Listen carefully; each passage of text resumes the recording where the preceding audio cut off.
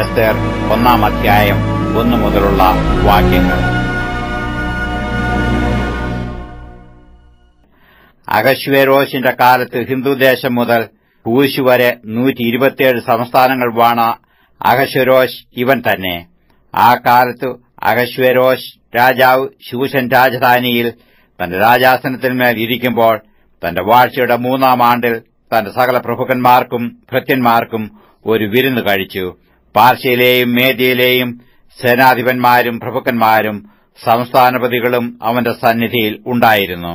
അന്നു അവൻ തന്റെ രാജീയ മഹത്വത്തിന്റെ ഐശ്വര്യവും തന്റെ മഹിമാധിക്യത്തിന്റെ പ്രതാപവും ഏറിയ നാൾ 180 ദിവസത്തോളം തന്നെ കാണിച്ചു.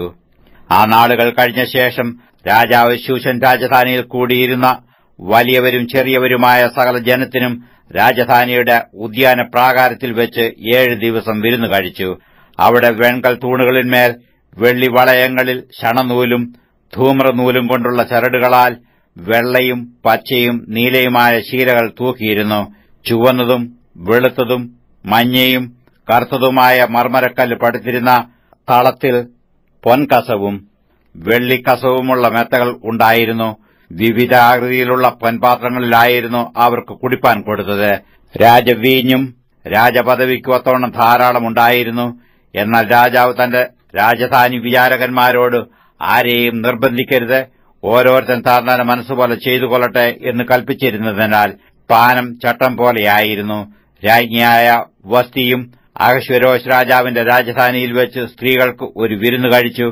7-ാം ദിവസം വീഞ്ഞു കുടിച്ചു ആനന്ദമായിരിക്കുമ്പോൾ അഹശ്വേരോശ് രാജാവ് മെഹുമാൻ, ബിസ്ത, ഹെർബോന, ബിദ്ധ, അബഗ്ധ, സേഥർ, കർക്കസ് എന്നിങ്ങനെ രാജധാനിയിൽ സേവിച്ചു നിൽക്കുന്ന 7 ഷണ്ഡന്മാരോട് ജനങ്ങൾക്കും പ്രഭുക്കന്മാർക്കും വസ്തിരാജ്ഞിയുടെ സൗന്ദര്യം കാണിക്കേണ്ടതിനു അവളെ രാജകിരീടം ധരിപ്പിച്ച് രാജസന്നിധിയിൽ കൊണ്ടുവരുവാൻ കൽപ്പിച്ചു.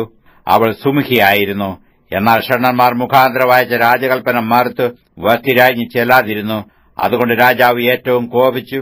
അവന്റെ കോപം അവന്റെ ഉള്ളിൽ ജ്വലിച്ചു.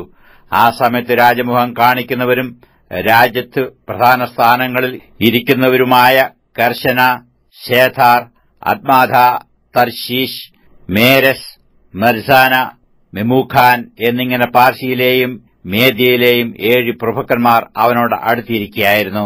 രാജധർമ്മത്തിലും ന്യായത്തിലും പരിജ്ഞാനികളായ എല്ലാവരോടും ആലോചിക്കുക പതിവായിരുന്നതിനാൽ കാലാജ്ഞന്മാരായ ആ വിദ്വാൻമാരോട് രാജാവ് ഷണ്ഡന്മാർ മുഖാന്തരം അഹശ്വേരോശ് രാജാവ് അയച്ച കൽപ്പന വസ്തിരാജ്ഞി അനുസരിക്കായകൊണ്ട് രാജധർമ്മപ്രകാരം അവളോട് ചെയ്യേണ്ടത് എന്ത് എന്ന് ചോദിച്ചു. അതിന് മെമൂഖാൻ രാജാവിനോടും പ്രഭുക്കന്മാരോടും ഉത്തരം പറഞ്ഞു തന്നാൽ വസ്തിരാജ്ഞി രാജാവിനോട് മാത്രമല്ല അഹശ്വേരോശ് രാജാവിന്റെ സർവ്വ സംസ്ഥാനങ്ങളിലുള്ള സകല പ്രഭുക്കന്മാരോടും ജാതികളോടും അന്യായം ചെയ്തിരിക്കുന്നു. രാജ്ഞിയുടെ ഈ പ്രവൃത്തി സകല സ്ത്രീകളും അറിയും. അഹശ്വേരോശ് രാജാവ് വസ്തിരാജ്ഞിയെ തന്റെ മുമ്പാകെ കൊണ്ടുവരുവാൻ കൽപ്പിച്ചയച്ചാറെ അവൾ ചെന്നില്ലല്ലോ എന്ന് പറഞ്ഞു അവർ തങ്ങളുടെ ഭർത്താക്കന്മാരെ നിന്ദിക്കും.